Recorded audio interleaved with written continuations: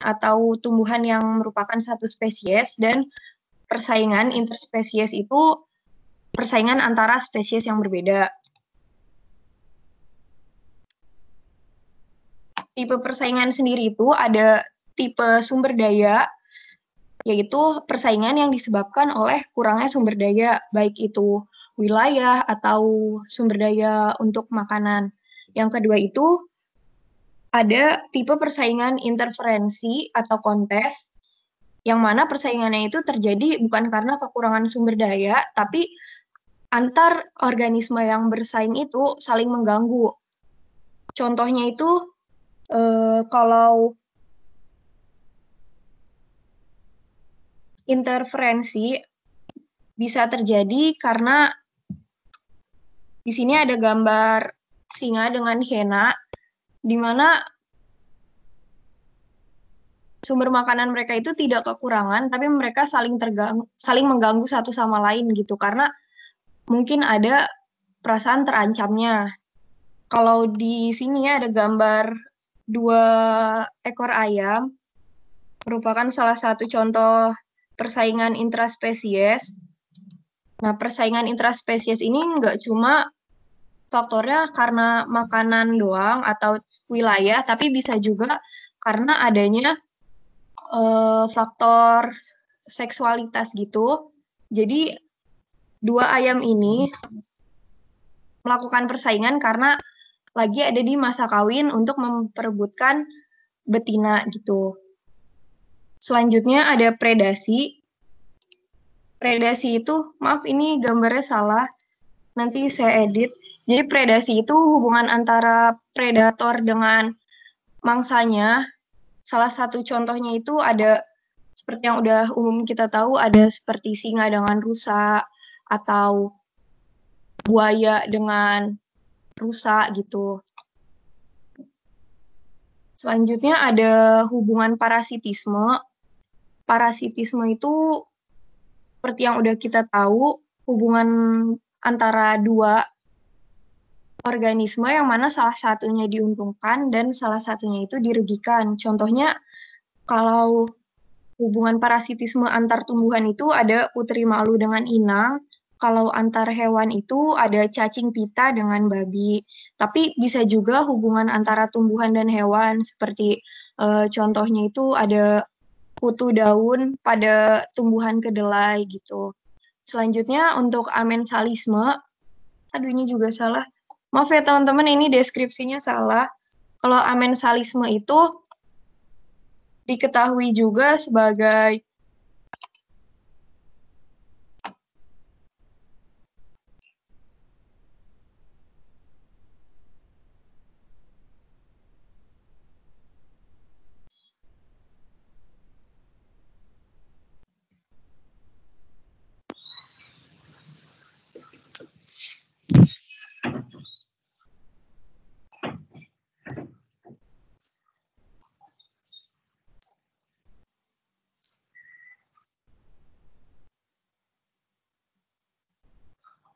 amensalisme itu bisa jadi merupakan salah satu pola interaksi antar 2 organisme, yang mana satu organismenya itu menghasilkan sesuatu yang berbahaya sehingga mengancam organisme lainnya. Nah, amensalisme ini bisa juga terjadi malah menguntungkan. Seperti di sini ada gambar jamur penicillium, yang mana jamur penicillium ini bisa menghambat pertumbuhan dari bakteri gram positif gitu. Jadi bisa digunakan sebagai antibiotik. Untuk hubungan selanjutnya mutualisme. Mutualisme itu hubungan 2 organisme yang mana satu organismenya itu dua-duanya itu diuntungkan. Yang umum kita ketahui itu ada bunga dengan kupu-kupu. Ini juga deskripsinya salah, maaf ya teman-teman.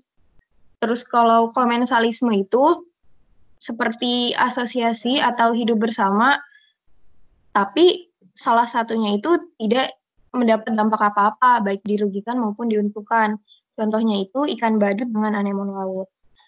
Selanjutnya ada protokooperasi. Protokooperasi itu asosiasi antar jenis Coleanthera dengan kepiting. Ini contohnya ya teman-teman. Jadi Coleanthera itu bersifat sesil atau menempel, dan mereka itu salah satu contohnya menempel pada punggung kepiting dan memberikan kamuflase. Antara Coleanthera dan kepiting ini dua-duanya sama-sama diuntungkan, yang mana Coleanthera-nya mendapat tempat tinggal, dan untuk kepitingnya dia dapat perlindungan diri dari zat-zat toksik di Coleanthera-nya. Nah, untuk pembahasan selanjutnya bisa dilanjutkan oleh Vita. Ya, faktor pembatas yang pertama adalah suhu. Suhu merupakan tingkat panasnya udara di suatu tempat yang dinyatakan dalam derajat Celcius.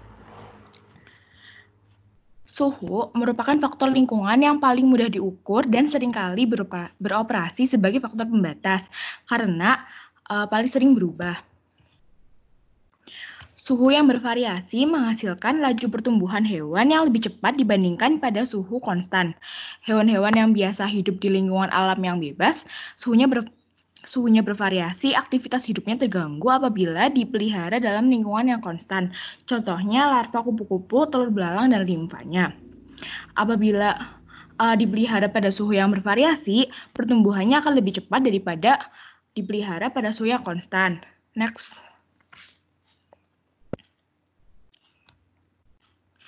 Lingkungan perairan mempunyai variasi suhu yang relatif sempit, maka kisaran toleransi hewan-hewan akuatik pada umumnya relatif sempit pula dibandingkan dengan hewan-hewan daratan. Selain itu, berjenis-jenis ikan dan hewan invertebrata yang hidup di perairan bahari pada umumnya kurang tahan terhadap suhu tinggi. Selanjutnya akan dijelaskan oleh Salma Auli.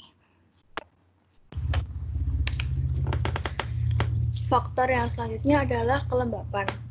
Dalam lingkungan daratan, air dan kelembapan seringkali dapat beroperasi sebagai faktor pembatas bagi kelimpahan dan penyebaran hewan-hewan terestrial.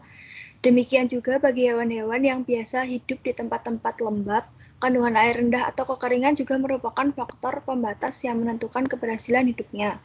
Kelembapan relatif adalah perbandingan antara banyaknya uap air dalam udara dengan banyaknya uap air dalam udara bila jenuh pada suatu tanaman biometrik yang sama dan dinyatakan dalam persen. Biasanya masalah yang dihadapi oleh hewan-hewan daratan apabila kelembapan dan suhu yang tinggi ialah mengurangi penguapan atau kehilangan air di tubuhnya. Caranya dengan estivasi atau tidur di dalam musim kering. Dalam kondisi ini, laju metabolisme hewan sangat reduksi dan tubuhnya akan inaktif dan mendapat tambahan perlindungan berupa struktur-struktur khusus. Selanjutnya akan dijelaskan oleh Angga. Faktor fisik dan kimia. Di sini yang pertama itu pasang surut. Pasang surut adalah naik dan turunnya permukaan air laut secara periodik selama interval waktu tertentu. Naik dan turunnya permukaan air laut secara periodik selama interval waktu tertentu. Pasang surut terjadi karena ada interaksi antara gaya gravitasi matahari dan bulan terhadap bumi serta gaya sentrifugal yang ditimbulkan oleh rotasi bumi dan sistem bulan. Akibat gaya-gaya ini, air dasar samudera akan tertarik ke atas. Lalu yang kedua itu ada gelombang. Gelombang air laut terjadi karena adanya alih energi dari angin ke permukaan laut atau pada saat-saat tertentu disebabkan oleh gempa di dasar laut. Gelombang merambat ke segala arah membawa energi yang kemudian dilepaskan ke pantai dalam bentuk hempasan ombak. Rambatan gelombang dapat menyerupai ribuan kilometer sampai mencapai pantai. Gelombang yang mencapai pantai akan mengalami pembiasan dan akan memusat jika mendekati semenanjung atau menyebar jika menemui cekungan. Next.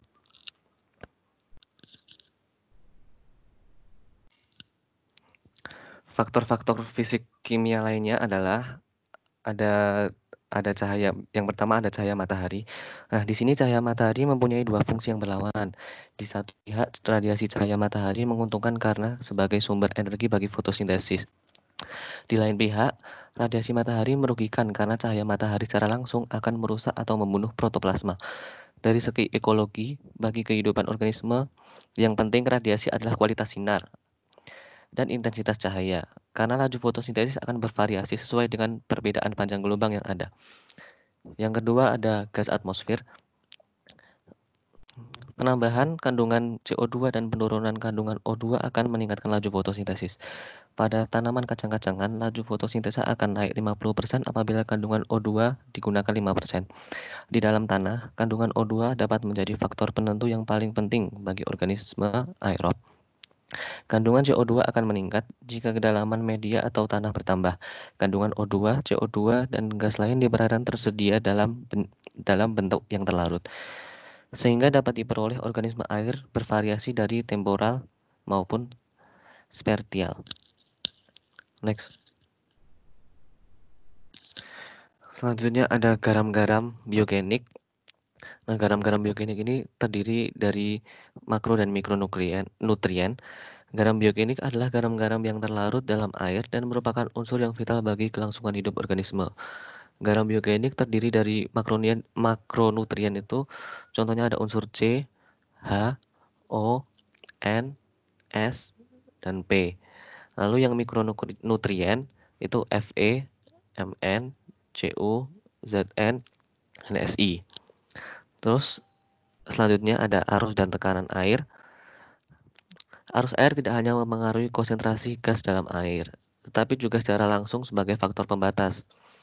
Misalnya itu perbedaan organisme sungai dan danau sering disebabkan oleh perbedaan arus di antara sungai dan danau tersebut.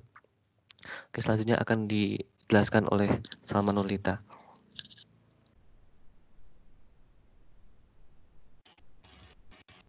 Ya, selanjutnya adalah hubungan antara distribusi polusi dan kelimpahan. Distribusi polusi itu apa sih? Distribusi polusi adalah pergerakan individu atau alat perkembangbiakan ke dalam atau keluar dari suatu populasi atau daerah populasi. Ada juga bentuk distribusi atau pergerakan populasi, yaitu yang pertama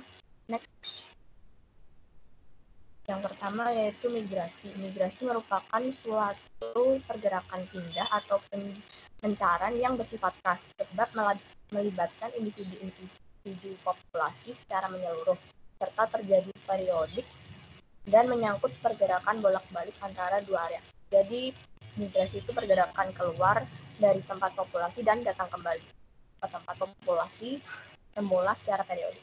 Contohnya migrasi non-musim yang terjadi seiring dengan perubahan musim.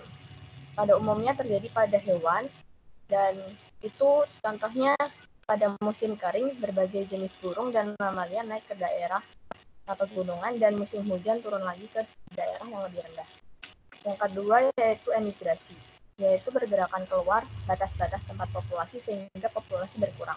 Penyebab utama terjadinya emigrasi adalah persaingan individu sesama spesies atau intraspesies. Yang ketiga yaitu imigrasi, yaitu suatu fenomena masuknya individu-individu dari area lain ke dalam populasi akan meningkatkan tingkat kelimpahan populasi itu. Imigrasi mempunyai peranan penting pada populasi yang tingkat kelimpahannya di suatu area jauh di bawah tingkat daya dukungnya. Imigrasi dapat mencegah kemungkinan terjadinya kepunahan lokal dengan meningkatkan laju pertumbuhan populasi itu. Jadi imigrasi itu pergerakan ke dalam terus membuat populasi itu bertambah. Nah, penyebaran atau pergerakan sangat dipengaruhi oleh faktor penghalang dan kemampuan individu atau alat perkembangbiakannya untuk berpindah. Yang selanjutnya, kelimpahan. Kelimpahan adalah jumlah organisme yang menempati suatu habitat atau cara menyatakan kelimpahan tersebut yaitu dengan menghitung jumlah individu dalam suatu spesies dalam contoh dibandingkan dengan luas area yang dikaji. Semakin tinggi atau besar kelimpahannya, maka semakin besar individu yang ada. Nah, ada 4 parameter utama yang menentukan tingkat kelimpahan populasi. Yang pertama yaitu natalitas atau angka kelahiran. Merupakan daya bawaan populasi untuk meningkatkan jumlah melalui produksi individu-individu baru hasil perkembangbiakan. Nah, di sini tuh pengertiannya mencakup sekuiditas dan fertilitas. Yang kedua yaitu mortalitas atau angka kematian. Angka yang menunjukkan kematian individu dalam populasi. Kematian individu dalam populasi terjadi pada berbagai standar umur oleh berbagai penyebab, baik bersifat abiotik maupun biotik. Yang ketiga yaitu imigrasi dan emigrasi. Merupakan dua parameter utama lainnya yang turut menentukan tingkat kelimpahan dan kerapatan populasi hewan di suatu area. Imigrasi yaitu fenomena masuknya individu ke area lain ke dalam populasi akan meningkatkan tingkat kelimpahan populasi itu, dan sebaliknya imigrasi akan menurunkan tingkat kelimpahan populasi. Nah, lalu hubungannya antara distribusi populasi dan kelimpahan itu apa? Nah, pada intinya setiap organisme hidup dalam suatu ruang dan waktu dianggap sebagai sebuah kelompok. Oleh sebab itu, distribusi sangat berkaitan erat dengan kelimpahan meskipun tampak berbeda satu dengan yang lainnya. Faktor yang mempengaruhi distribusi dapat berpengaruh pula terhadap kelimpahan. Oke, sudah selesai. Mungkin waktu dan tempatnya saya serahkan kepada moderator. Terima kasih. Baik, terima kasih kelompok 3 atas presentasinya. Kita memasuki sesi selanjutnya, yaitu sesi tanya jawab. Kepada teman-teman yang ingin bertanya, bisa langsung menekan tombol raise hand, kemudian menyampaikan pertanyaannya melalui mic, dan akan ditampung terlebih dahulu. Kepada 3 orang penanya, bisa dipersilahkan.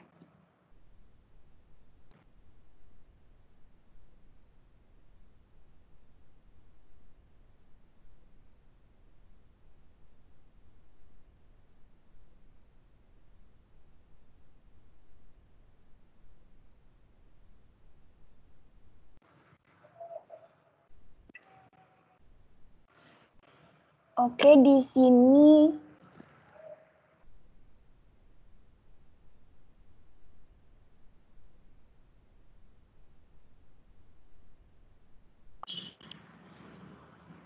sudah ada 3 penanya, yaitu ada Putri Kaisa, Adelita, dan Andika.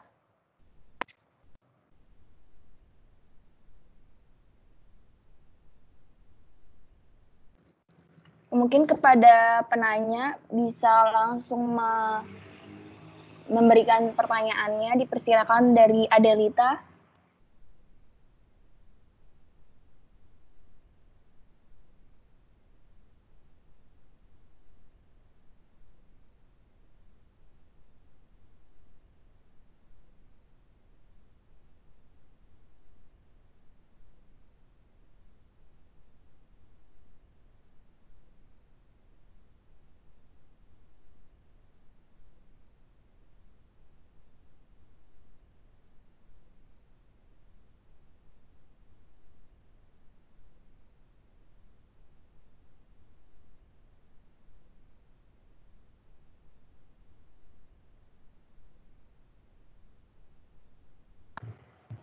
Halo Andika, apa mendengar suara saya? Ya, terdengar. Oke. Suara saya terdengar? Terdengar Andika, bisa langsung Oh, ya. menyampaikan pertanyaannya. Pertanyaan saya kan tadi dijelaskan kalau radiasi cahaya itu dapat membunuh protoplasma. Bisa dijelaskan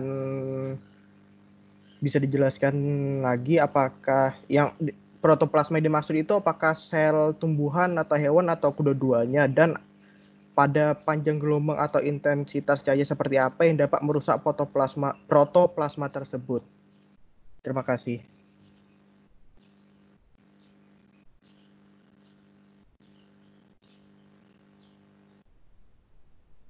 Untuk kelompok 3, apakah sudah tercatat pertanyaannya?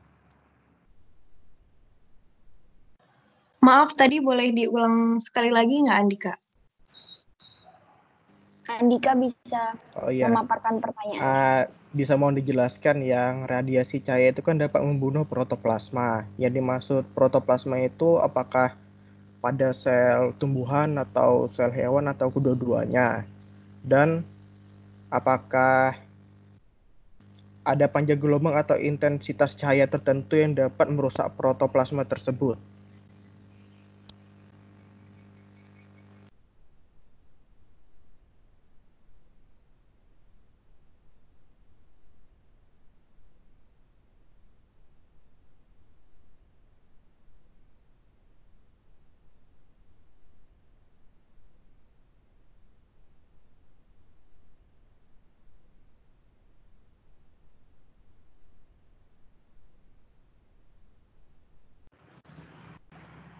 Oke, untuk pertanyaan terakhir dari Kaisa, kepada Kaisa dipersilahkan.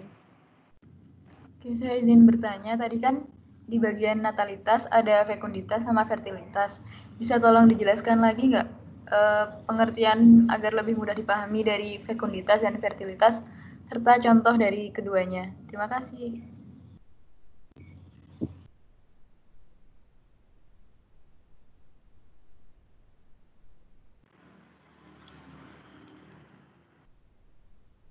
Kaisa mungkin bisa diulangi sekali lagi agar kelompok 3 bisa mencatat pertanyaannya.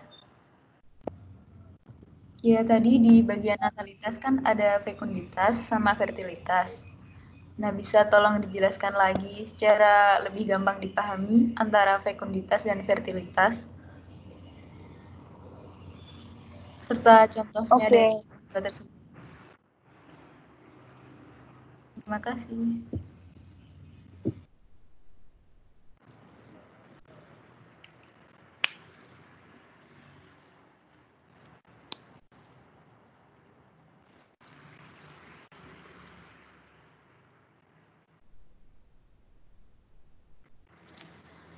Oke, untuk kelompok 3 mungkin bisa berdiskusi terlebih dahulu, tapi kalau sudah bisa menjawab, bisa langsung menjawab pertanyaannya ya.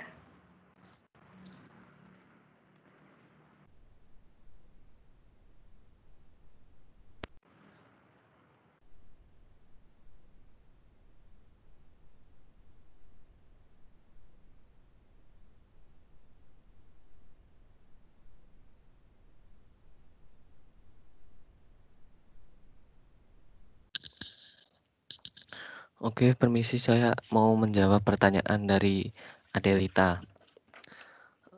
Di situ apa ditanyakan selain faktor-faktor yang disebutkan, masih adakah faktor lain yang mempengaruhi distribusi populasi?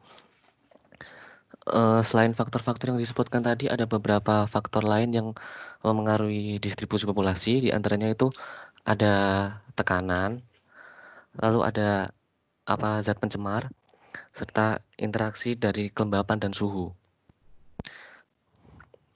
Selain itu, kelembapan dan suhu yang tadi disebutkan juga bisa masuk ke dalam faktor fisika kimia. Oke, terima kasih. Kepada Adelita, apakah ada sanggahan atau pertanyaan lagi terkait jawaban yang diberikan oleh Angga?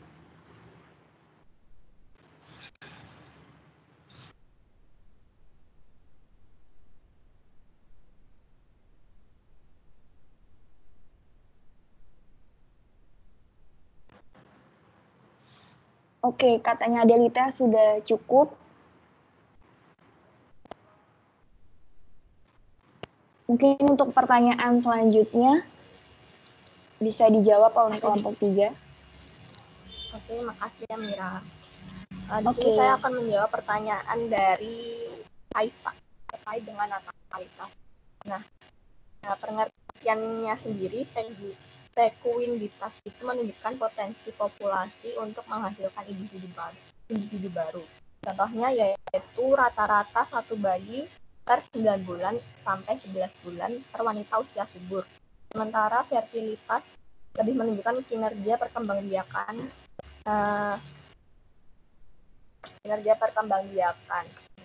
itu contohnya rata-rata sekitar satu bayi per 8 bulan per 8 tahun per wanita usia subur. Gitu kan. Jadi fekunditas itu lebih ke menghasilkan individu baru, sementara fertilitas itu menunjukkan kinerja perkembangbiakan. Gimana Kaisa, apakah sudah puas jawabannya? Ya, sudah terjawab. Terima kasih, Salma. Iya, sama-sama.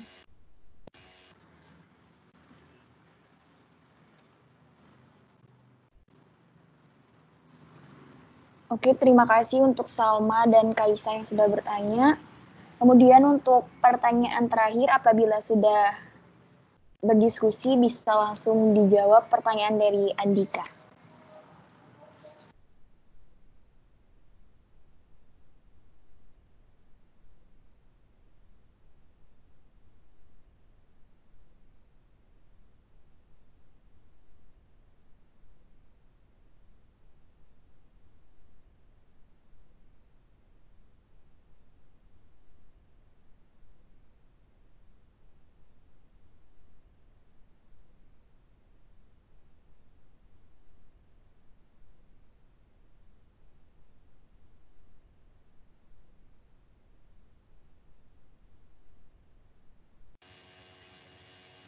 Oke, mungkin bisa jawab pertanyaan dari Andika terkait dengan radiasi cahaya matahari ya.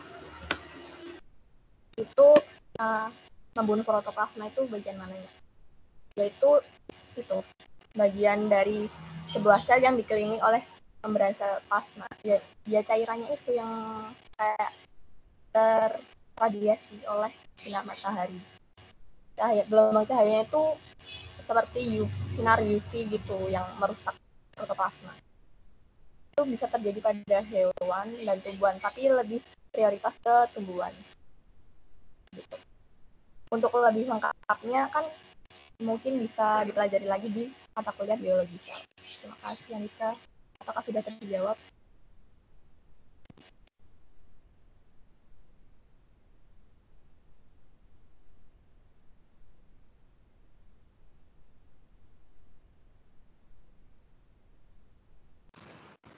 Kepada Andika, apakah sudah terjawab atau masih ada sanggahan?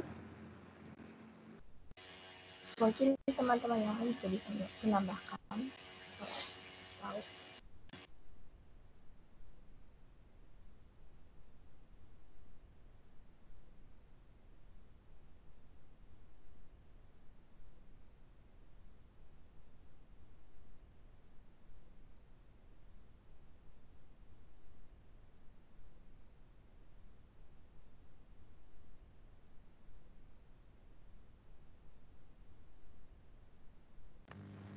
Sepertinya sudah Halo, cukup. Terima Andika. kasih. Oh. Oke. Terima kasih untuk 3 penanya dan juga kelompok 3 atas jawaban yang telah diberikan. Mungkin sekian dari presentasi kelompok 3 pada pagi hari ini. Saya selaku moderator mohon maaf apabila terdapat kekeliruan atau ada salah kata. Kurang lebihnya mohon maaf. Wassalamualaikum warahmatullahi wabarakatuh. Waalaikumsalam warahmatullahi wabarakatuh. Saya kembalikan lagi kepada Pak Ruli. Baik, terima kasih Amira sudah Ya, memimpin jalannya memoderasi presentasi pagi ini, dan juga terima kasih kepada kelompok 3 yang sudah mempresentasikan materi untuk yang hari ini ya. Oke. Baik, saya akan melanjutkan perkuliahan hari ini. Terkait tadi pertanyaan, saya soroti mungkin pertanyaan tentang bedanya fekunditas dengan fertilitas mungkin ya. Mungkin saya bisa memberikan tambahan contoh yang mudah dipahami, membedakan fertilitas dan fekunditas. Jadi ini aja contohnya adalah wanita ya. Jadi wanita itu, atau kita ya manusia aja mungkin lebih mudah ya, wanita itu sudah dibekali sel telur ya sejak lahir, ya kan? Di mana sel-sel telur itu akan dikeluarkan secara reguler setelah umur pubertas ya, dengan keluar saat terbukti dengan ada menstruasi itu ya.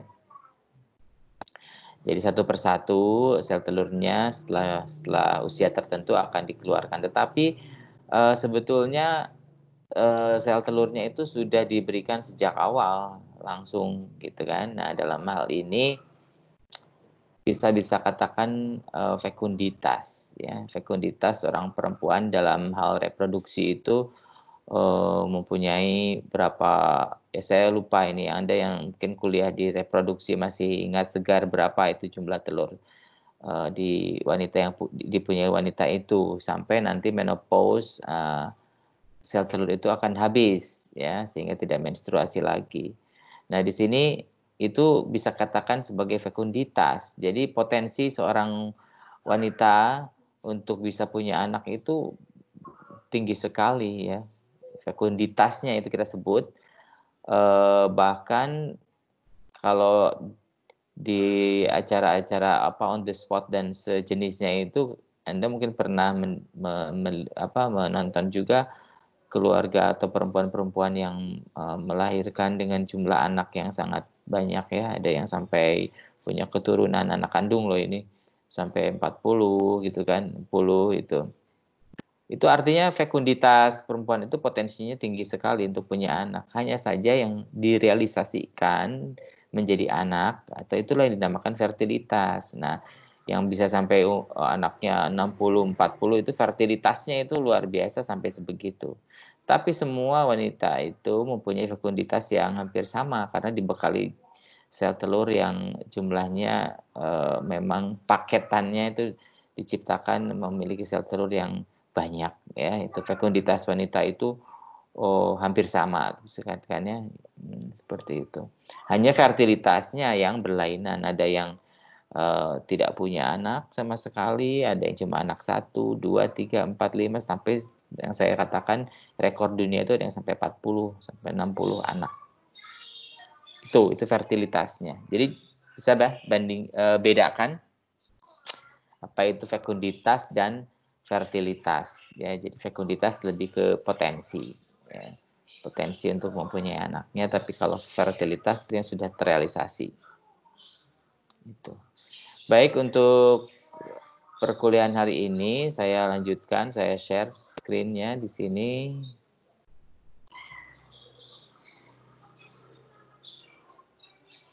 Saya off-kan video saja ya, saya share screen saja, video saya matikan.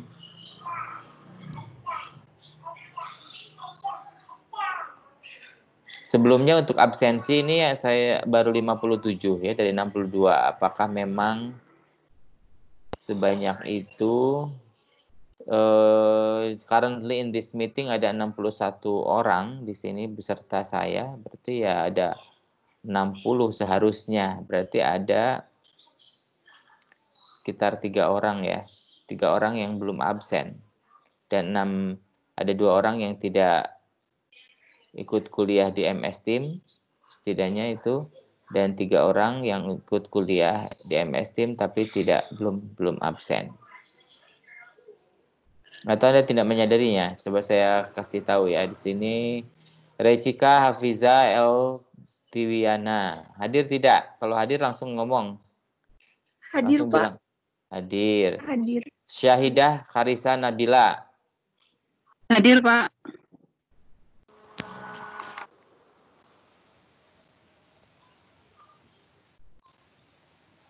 Eni Yunita Ningrum. Hadir, Pak.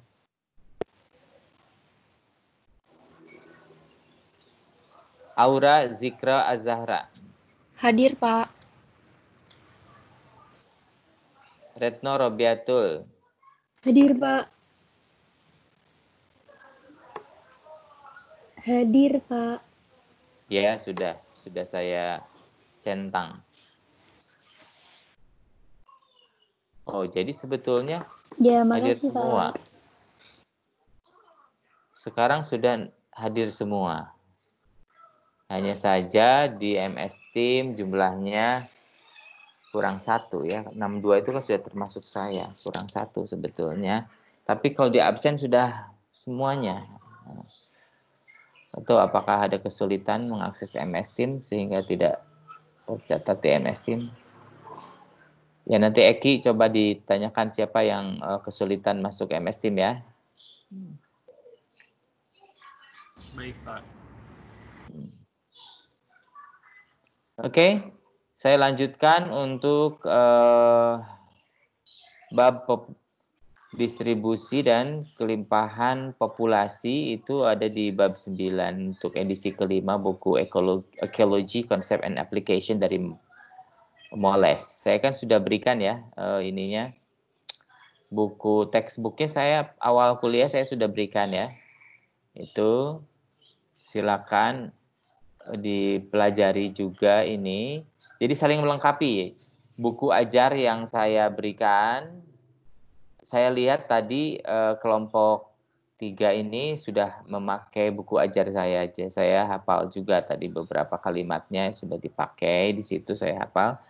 Nah, hanya saja mungkin untuk melesnya tadi belum, sehingga saya akan berikan sekarang. Ini saling melengkapi. Kalau di buku ajar ada arahannya lebih lengkap membahas tentang faktor-faktor fisik ya, kimia di situ cukup lengkap. Tapi kalau untuk contoh-contoh penelitian-penelitian yang terkait dengan distribusi dan kelimpahan populasi itu banyaknya ada di buku textbook Moles ini. Ya, jadi pembahasannya mengenai faktor pembatas distribusi, lalu pola distribusi seperti apa, terus ukuran dan ukuran organisme dan kerapatan populasi, dan juga tentang ini commonness and rarity itu ya organisme yang langka dan yang umum ditemui gitu. Ya. Ya ini refresh saja ya bahwa definisi dari populasi itu adalah sekumpulan individu untuk spesies yang sama ya, disebutnya single species, itu spesies yang sama yang menempati suatu area tertentu, area spesifik. Nah, bagaimana suatu populasi itu dicirikan dengan, jadi suatu populasi punya ciri jumlah ya, punya suatu populasi kan tadi terdiri dari berbagai satu spesies yang sama tapi kumpulan ya, kumpulan individu. Nah, tentu saja nanti bisa dilihat populasi-populasi itu punya jumlah individu yang berbeda-beda ya. Jumlah yang berbeda-beda tentu akan berakibat memiliki kerapatan ya, kerapatan populasi yang berbeda pula karena ada yang sedikit jumlah individunya, ada yang banyak. Lalu kalau kerapatan itu kan nanti dikaitkan dengan luas areanya. Luas areanya sempit tapi individunya banyak, berarti kerapatannya tinggi. Sebaliknya luas area yang ditempatinya luas tapi individunya sedikit, berarti kerapatannya rendah. Seperti itu ya. Tapi di dalam kajian suatu populasi itu ya, baik hewan, tumbuhan atau bakteri sekalipun ya, mikroorganisme juga tidak hanya mengenai distribusi saja dan kelimpahan, tetapi juga ada umur distribusi, kemudian laju pertumbuhan ya. Kalau kemarin ada apa? Seleksi habitat ya, sama dispersal dan lain-lain. Nah, tapi untuk hari ini kita akan membahas fokusnya ke distribusi dan kelimpahan. Nah, faktor-faktor pembatas distribusi itu apa saja? Karena satu hewan contohnya akan berdistribusi, tentu distribusinya ada yang sempit, ada juga yang luas, ya, gitu. Nah, apa saja yang menyebabkan distribusi itu berlainan? Ada yang luas, ada yang sempit ya di sini. Nah, yang kita bahas hari ini bahwa secara di lingkungan ini ada faktor-faktor fisik, sebetulnya kimia juga ya. Kalau di sini sebutnya physical environment di sini. Ini menjadi faktor pembatas bagi distribusi suatu spesies ya secara geografi. Jadi dia menjadi pembatasnya. Paling mudah itu contohnya adalah penguin ya, contohnya. Di mana penguin itu distribusinya dia sudah kita tahu semua tidak bisa dia keluar dari suatu iklim zona di kutub ya yang dengan suhu tertentu yang dingin gitu ya, kondisi dingin ya, kecuali di faktor manusia ya, ada faktor campur tangan manusia dipindahkan ke kebun binatang yang khusus dengan dikondisikan suhunya juga seperti di kutub gitu ya. Nah, itu beda cerita. Tetapi kalau secara alami penguin itu sangat dipengaruhi oleh faktor-faktor pembatas, terutama suhu ya. Jadi dengan suhu tertentu yang harus dengan minus berapa derajat seperti itu, dia baru bisa hidup di situ. Jadi organisme-organisme itu can only compensate so much for environmental variation ya. Jadi tadi juga sudah dijelaskan ya bagaimana faktor-faktor suhu dan segala macam, ada yang organisme itu yang terestrial sama perairan itu lain kan, variasi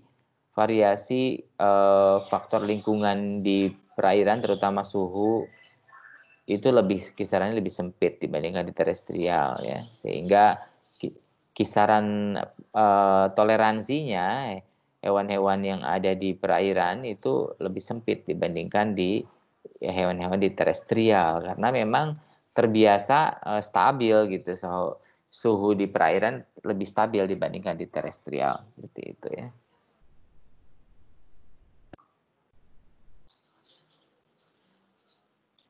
Untuk niche atau relung tidak akan saya ulangi karena sudah kita pelajari pada 2 minggu yang lalu bahkan ya, kalau tidak salah.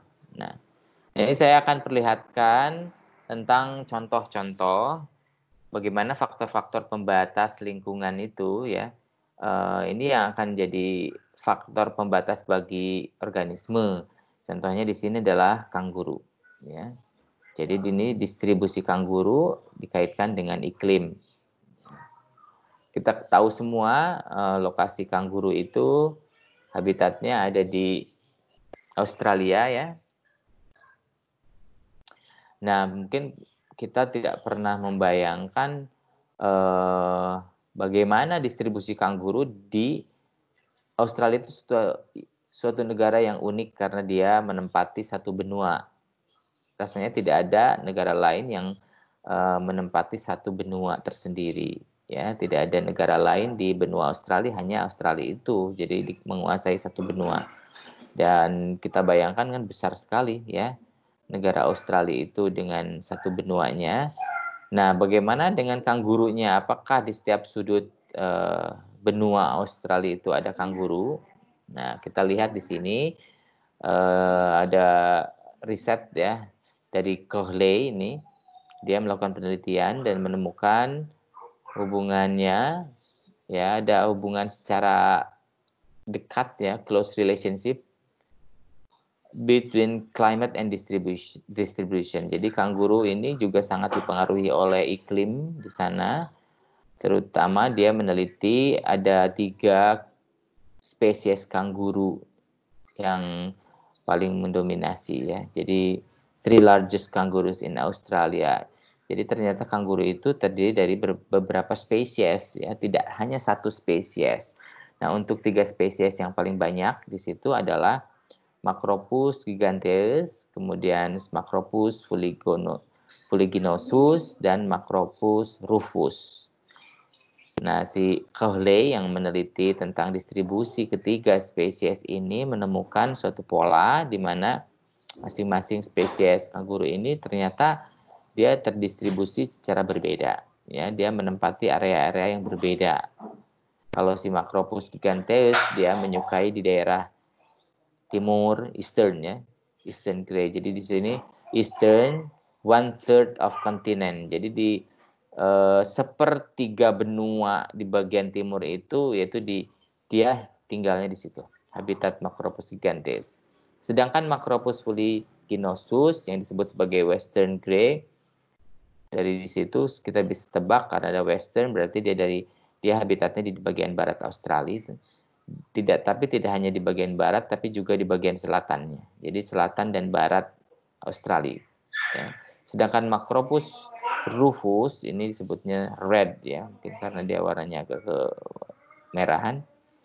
Dia tinggal tidak dijelaskan di bagian barat atau timur ataupun selatan atau utara, tetapi disebutnya dia habitatnya di daerah arid atau semi arid interior. Artinya kita lihat mungkin lebih jelasnya sebelah mana. Nah, ini ya. Nah, kita lihat ini benua Australia tadi sebelah ini timur ya. Nah, ini timur. Nah, untuk bagian timur di sini dan juga ada selatan ya, timur dan selatan ini dihuni oleh Macropus giganteus.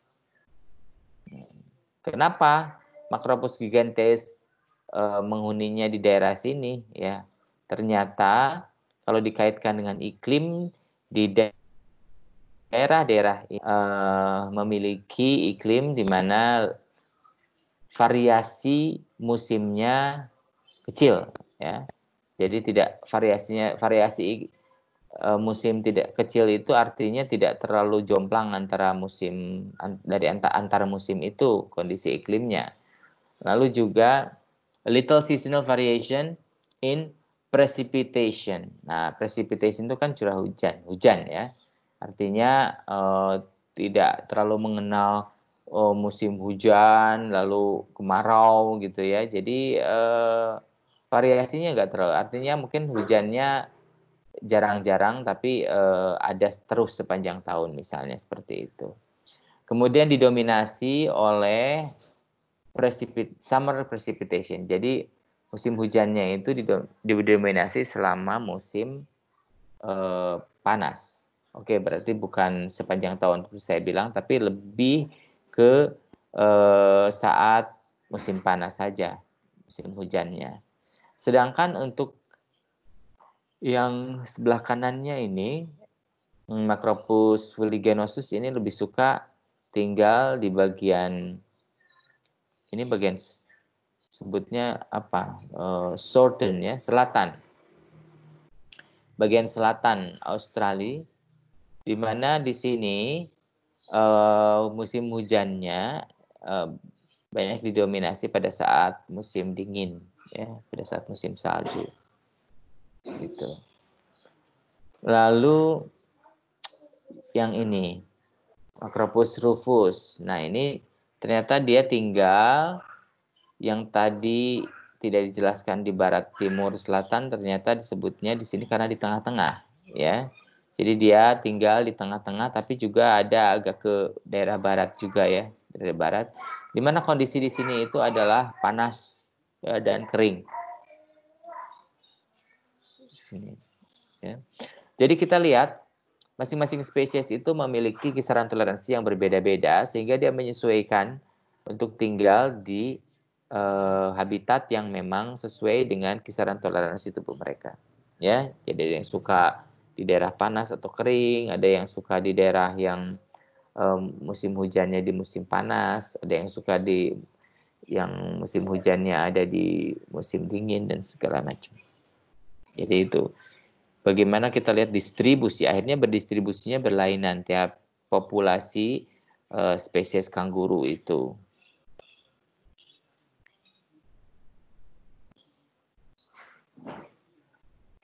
Nah, di sini kita lihat sebutkan bahwa limited distributions may not be directly determined by climate. Ya meskipun begitu, tidak semata-mata karena curah hujan suka hujan saat musim panas saja, kemudian spesies kanguru memilih tempat tersebut, ya. Loh memang kenapa kalau suka hujan di saat summer, ya, musim panas, gitu kan? Pertanyaannya kan akan berkembang. Dan ini penjelasannya bahwa iklim, ya, itu kan juga mempengaruhi spesies-spesies organisme lainnya, termasuk tumbuhan, gitu kan. Jadi iklim ini seringkali akan mempengaruhi distribusi suatu spesies, ya, melalui apa? Ya karena iklim akan mengakibatkan produksi makanan yang secara alami yang tumbuh di daerah-daerah dengan iklim berbeda akan tumbuh juga tumbuhan-tumbuhan vegetasi yang berbeda. Nah, ini kan ketersediaan makanan bagi herbivore terutama ini sangat penting, ya. Lalu water supply, ya. Jadi ketersediaan air, ada yang memang tidak bisa lepas dari air, harus melimpah begitu organisme. Tapi ada juga yang sanggup bertahan di suatu habitat dengan ketersediaan air yang sangat minim.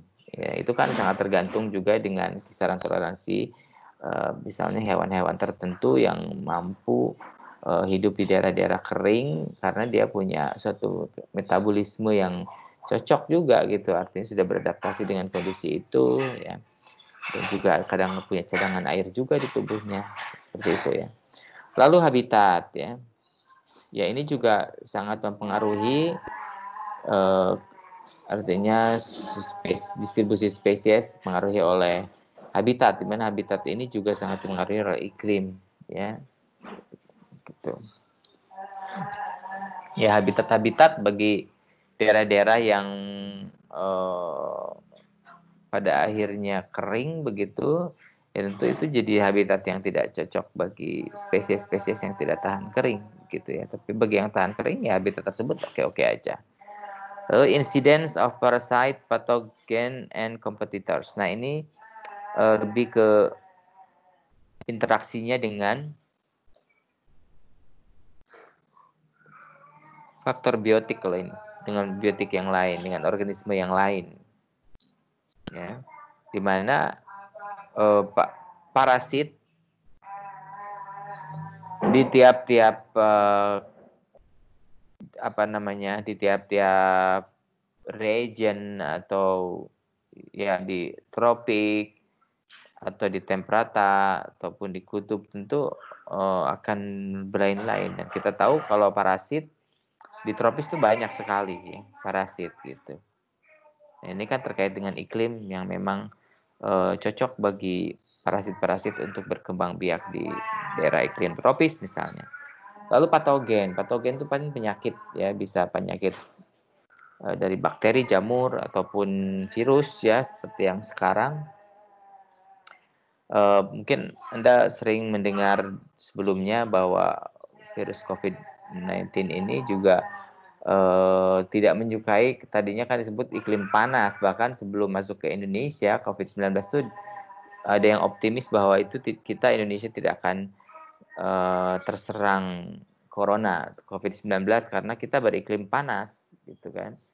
Tapi itu ternyata terpatahkan semua, ya. Ternyata mereka kisaran toleransinya cukup lebar, di daerah panas seperti di kita pun dia masih bisa merajalela. Dan kompetitor, nah kompetitor itu juga kan akan hidup di habitatnya yang sesuai, di sini. Oke. Tapi kompetitor setidaknya ini akan membatasi, jadi faktor pembatas bagi kanguru setidaknya. Nah, kita tinggalkan kanguru, kita masuk ke contoh kedua, yaitu tiger beetle. Ini kumbang, ya. Kumbang, nama spesiesnya adalah Cicindela longilabris. Spesies ini hidup biasanya di tempat-tempat yang tinggi, higher latitudes. and elevations. Ya. Jadi dia tinggal di tempat-tempat yang cukup tinggi dan juga ya dibandingkan dengan spesies-spesies lain untuk kumbang-kumbang yang lain ya dengan spesies yang berbeda. Ini kajiannya di Amerika Utara, berarti di Amerika Serikat ya. Nah, ini penelitinya adalah Schultz et al. Tidak hanya satu orang berarti. Schultz ini menemukan bahwa laju metabolisme kumbang ini, si Cindella longiblabris ini ternyata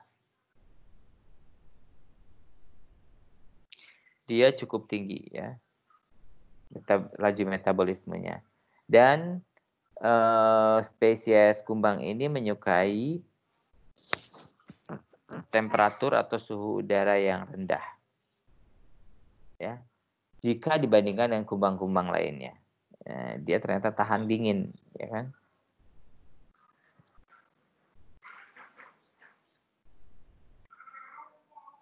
Nah, kita bisa lihat bahwa distribusi kumbang ya tiger beetle ini sampai ke daerah-daerah yang tinggi dan dingin, ini tentu saja sangat menjadi faktor pembatas ya. Faktor pembatasnya adalah lingkungan ya, lingkungan fisik seperti apa, nanti adaptasi-adaptasi yang sudah terbentuk dari awalnya, suatu organisme akan bisa menyesuaikan diri ya di sini. Ini ilustrasi di mana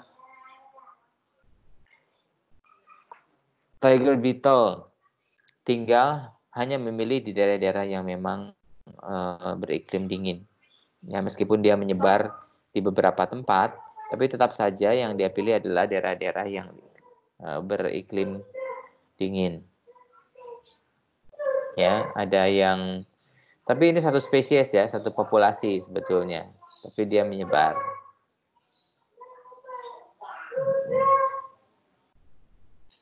Begitu. Ya, ini di semuanya sebutkannya confined to cool. To cool. Ya.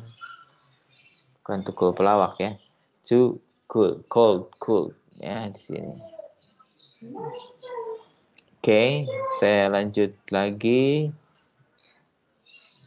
Ini apa ini? Saya lupa. Temperatur distribusi. Nah, setelah kita punya contoh 2 dari fauna, sekarang kita kasih contoh dari flora. Ya, jadi bagaimana distribusi tumbuhan sepanjang gradien baik dari kelembaban maupun suhu. Ya. Yang diamati adalah genus Enselia, ya, pohon dengan genus Enselia. Ada beberapa spesies tentunya di sini. Dilihat spesies-spesies Enselia dari genus Enselia ini distribusinya apakah berhubungan atau distribusinya correspond to variation ya, atau berkaitan dengan variasi suhu dan curah hujan. Ya, kita lihat ini. Rupanya untuk spesies Enselia californica, kita lihat di sini dia memilih habitat yang sempit tapi memanjang. Kenapa demikian? Ini semua ada di California, di bagian pesisirnya ya, pantai atau pesisir California. Nah, ini banyak sekali ini californica atau Enselia californica. Nah, sedangkan bergeser sedikit ke dalam pulau ya, ini Enselica actoni ya, hidup di sini.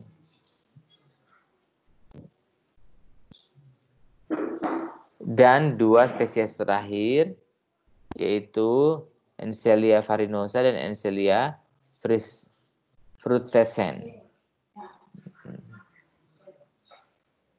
Ini kita lihat dia juga sama gabungan sebetulnya dari yang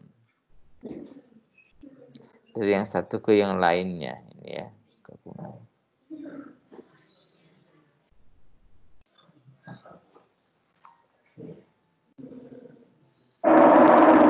Oke. Contoh lain ya, yaitu distribusi tritip atau barnacles, tritip sepanjang gradien intertidal ya.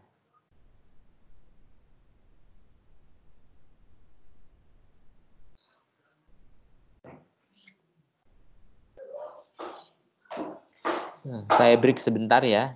Saya nguap terus ini, saya minum dulu.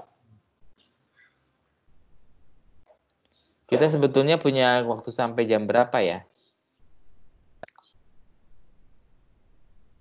Sampai jam 10, Pak. Pak.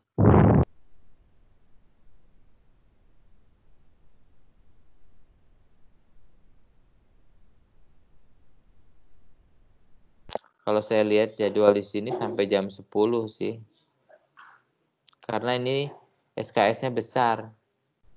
3 SKS ekologi itu, jadi kuliahnya panjang. Cuma saya ada keperluan di 9.30 karena ada rapat kurikulum merdeka ya. Saya break dulu ya, nanti saya lanjutkan.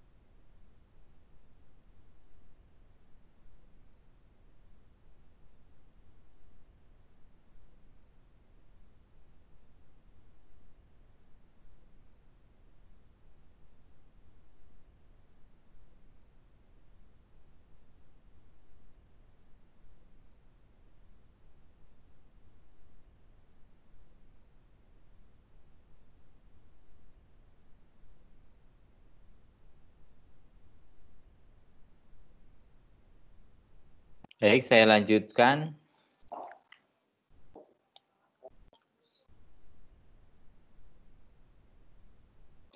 Jadi tadi saya sedang menjelaskan contoh-contoh faktor pembatas distribusi, ya, yang terkait dengan faktor lingkungan fisik dan kimia, ya, di sini. Dan contoh tumbuhan, kemudian hewan. Nah, ini tritip, barnacles itu adalah tritip di daerah pasang surut di pantai terutama, ya.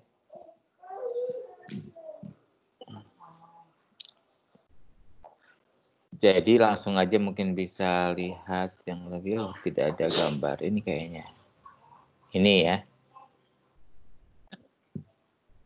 Kalau kita lihat dua spesies tritip yaitu yang Balanus dan Tamalus masing-masing di tahap larva dan tahap dewasa.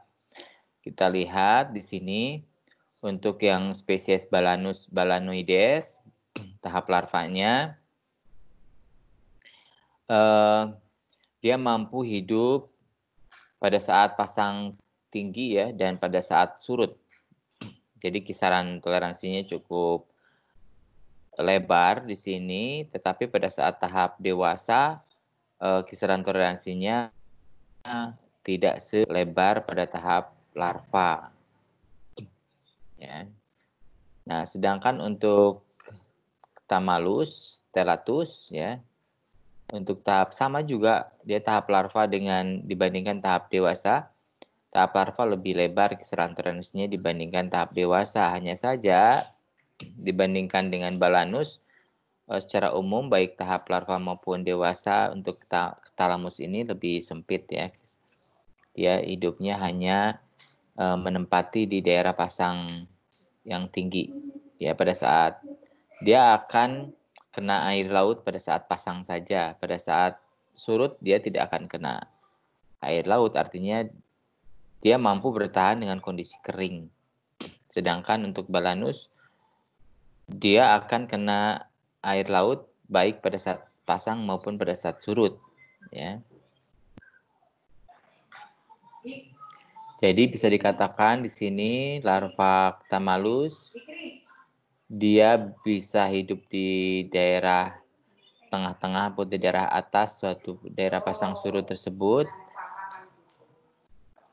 Tetapi kalau sudah pada saat dewasanya dia hanya survive di daerah atas ya, pasang atas ini. Gitu. Nah, ini fenomena untuk relung juga kan dengan spesies ini, dengan tritip ini kan. Gimana tentang relung fundamental sama relung teralisasi ya. Itu pakai ini juga nanti Anda lihat lagi ya. Jadi contohnya bisa untuk konsep relung maupun konsep faktor pembatas. Kita masuk ke distribusi ya, distribusi suatu populasi ya. Kemudian nah ini tapi jangan kebalik dengan dispersal yang kemarin. Kalau dispersal kemarin itu kan kita membahasnya membedakan antara migrasi dengan dispersal. Ya, dimana kalau dispersal itu tidak balik lagi ke tempat asal, tempat lahirnya, tapi kalau migrasi itu balik lagi ke tempat asal, ya. Dan migrasi itu musiman, kalau dispersal itu tidak. Dispersal itu lebih ke pemencaran, seperti pemencaran biji dan segala macam itu ya. Pohon kelapa,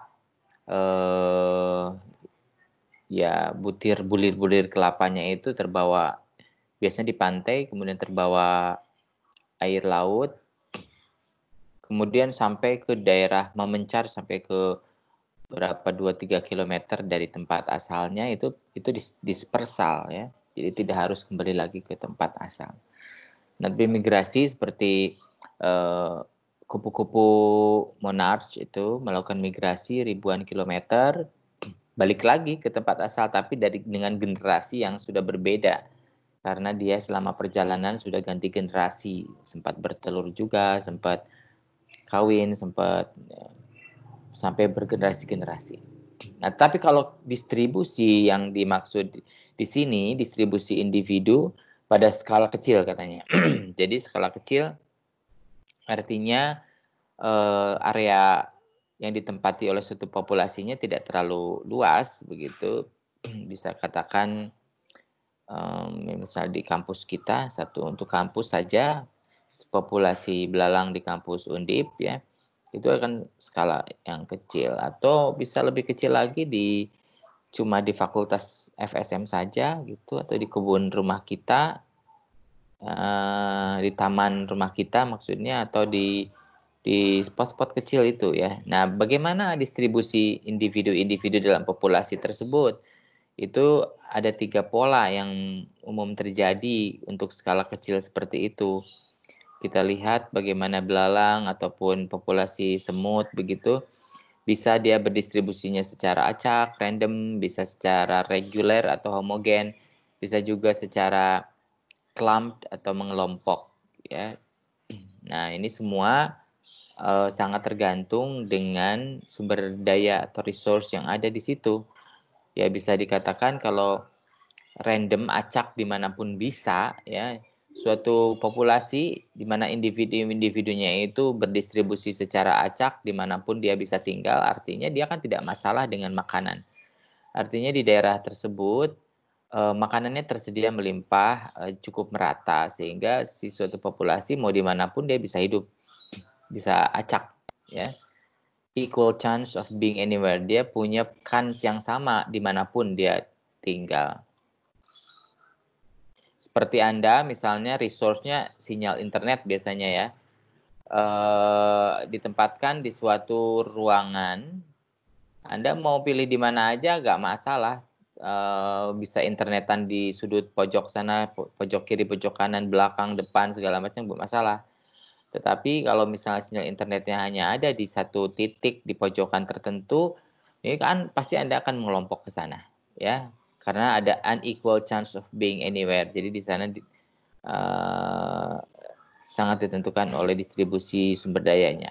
Sedangkan kalau distribusi reguler atau homogen itu, di mana berdistribusinya secara seragam, ya. Jadi ada jarak di situ. Exclusive use of areas dan individual avoid one another. Ini yang penting bahwa reguler ini sebetulnya yang harus kita terapkan pada saat pandemi ini, karena individu-individunya itu berdistribusi saling jaga jarak satu sama lain ya. Ini, dan itu yang paling sulit untuk kita terapkan karena kita terbiasa berdistribusi secara random, secara acak kalau kita ya. Kadang-kadang kita berdistribusi secara mengelompok juga sering ketika ada sumber daya. Tapi kalau yang reguler itu sulit. Nah, di dalam dunia hewan tumbuhan ya ada ini semua reguler. Dalam skala kecil nanti kita lihat ada individu-individu yang saling jaga jarak tersebut.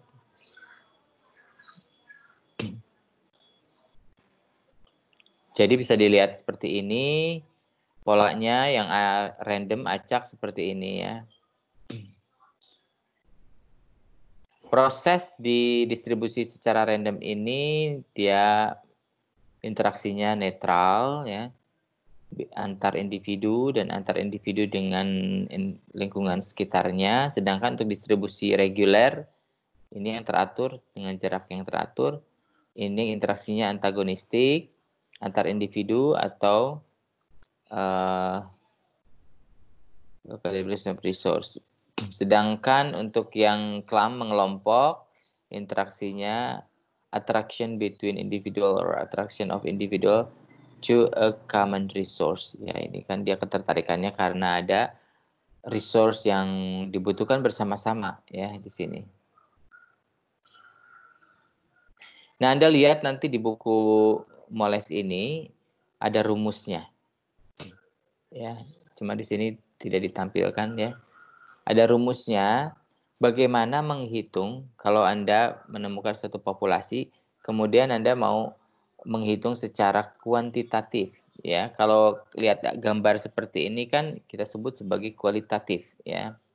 Tapi kalau mau secara kuantitatif ada rumusnya, angka-angka yang dimasukkan sehingga nanti hasil outputnya kalau ada kategori, kalau misalnya nilainya lebih kecil dari berapa itu berarti random, atau sama dengan sekian berarti reguler, atau lebih besar dari sekian berarti clump.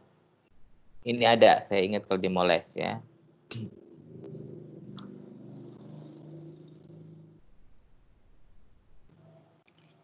Nah, saya rasa kalau untuk contoh-contoh distribusi saya cukupkan, sudah cukup banyak tadi ya, kita berikan contoh, jadi saya skip. Nah, kita masuk ke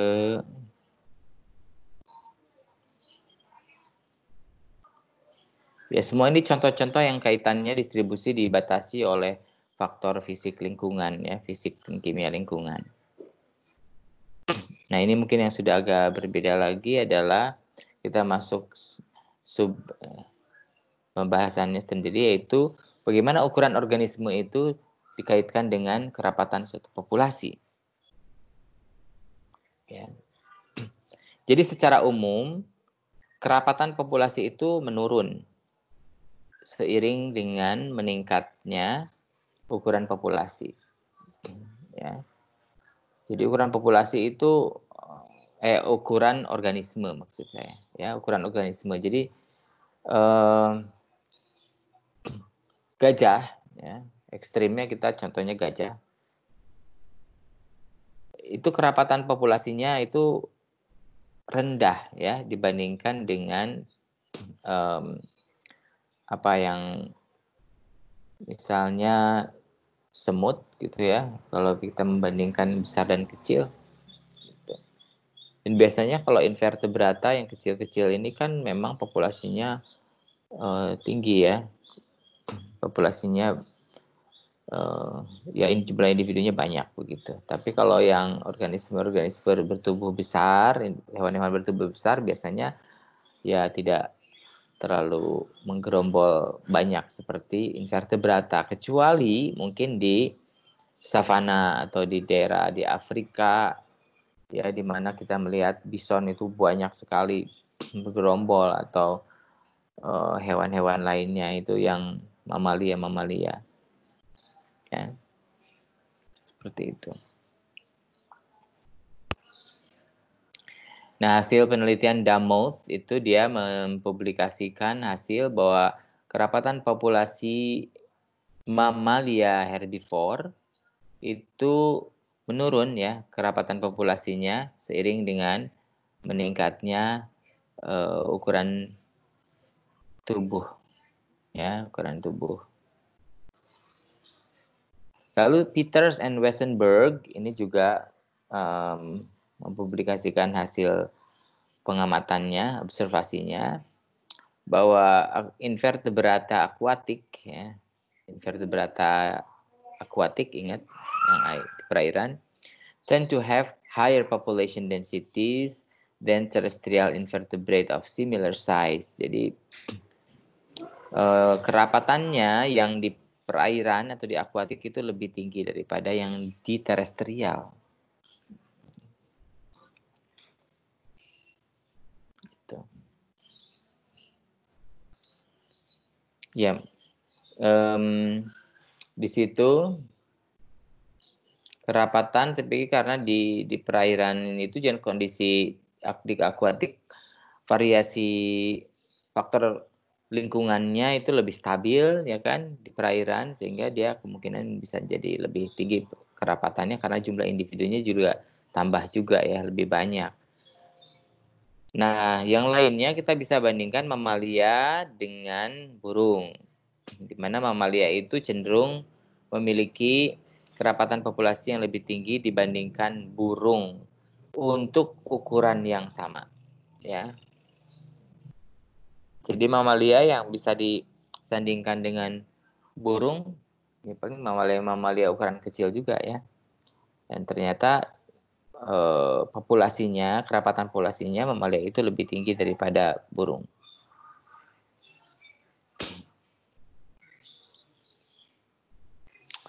Ini kalau kita lihat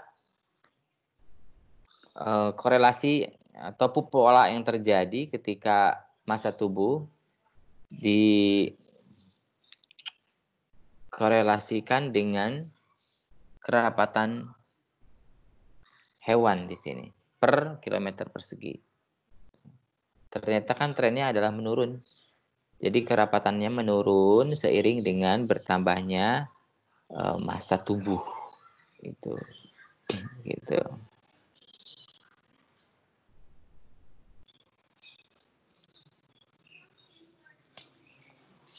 Bagaimana dengan tumbuhan? Ya, tadi kan contohnya hewan. Kalau tumbuhan bagaimana? Ternyata kerapatan populasi tumbuhan itu juga menurun seiring dengan meningkatnya ukuran tumbuhan. Sama ternyata ya polanya dengan hewan itu ternyata sama. Ya. Tapi untuk lihat detailnya memang sangat berbeda. Karena tumbuhan itu ada tahap-tahap tahap seedling ya, tahap muda ya, setelah berkecambah.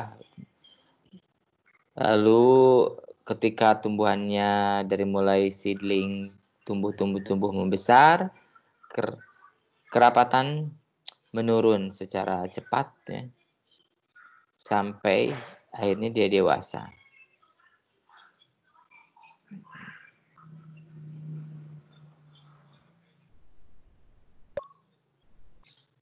Nah, sekarang yang terakhir dari apa yang dibahas hari ini tentang commonness and rarity. Jadi kelangkaan dan organisme-organisme yang umum ditemui dan yang jarang ditemui.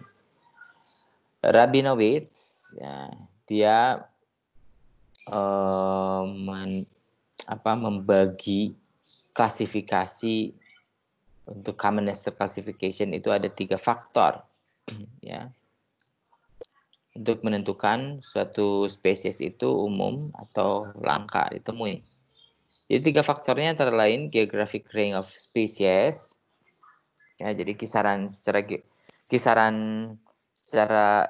suatu spesiesnya secara geografi bagaimana, lalu toleransi habitatnya bagaimana, dan ukuran populasi lokalnya. Itu untuk menjadi kriteria menentukan commonness ya, commonness, kelaziman, keumuman suatu spesies. Jadi suatu populasi yang least threatened, yang terancamnya tidak terlalu mengkhawatirkan ini ya, by extinction ya. Jadi dia tidak terlalu terancam untuk menjadi punah, have extensive geographic range. Ya, biasanya dia memang kisaran geografisnya intensif, ekstensif, cukup agresif untuk ya di sini.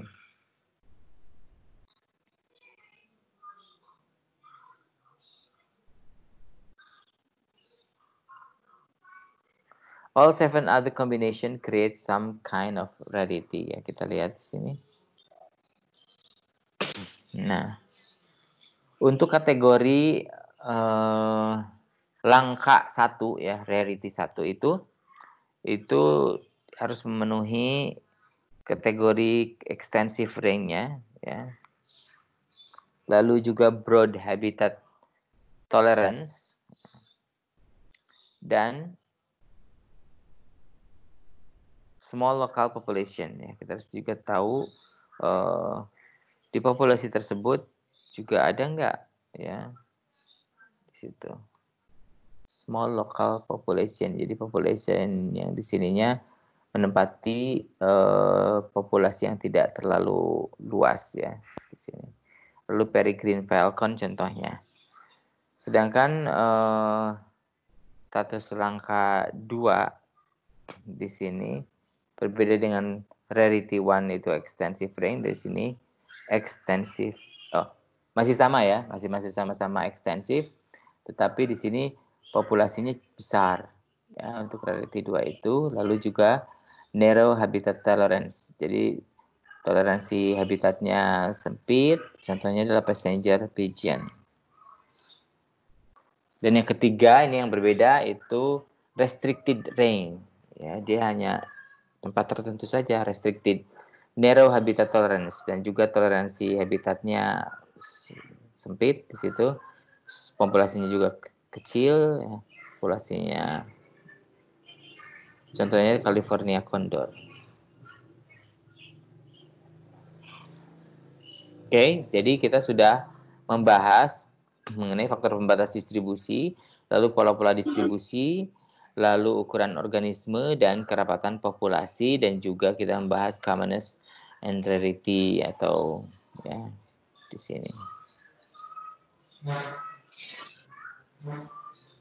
Baik, ada yang mau ditanyakan sebelum saya akhiri karena saya dipanggil untuk rapat ini apa kurikulum merdeka.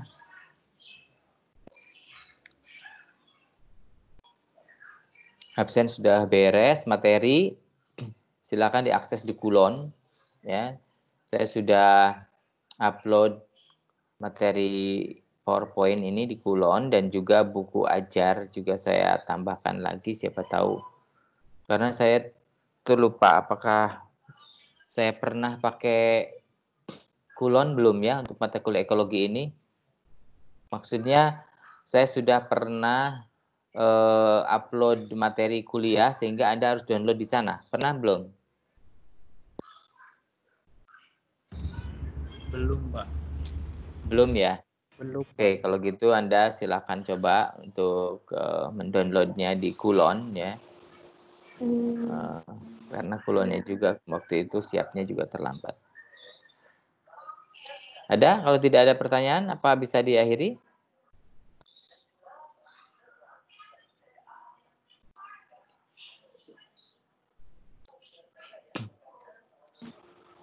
Oke ya, kemarin asistensi praktikum sehingga minggu depan harapannya sudah bisa dimulai ya praktikumnya secara mandiri dengan alat peralatan sederhana yang ada di rumah, sebisanya tidak beli, kalaupun beli yang murah-murah.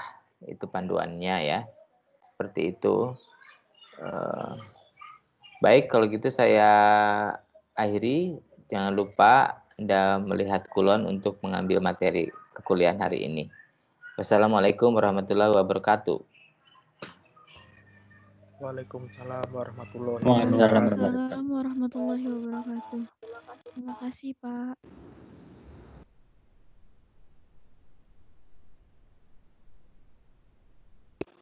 Waalaikumsalam warahmatullahi wabarakatuh.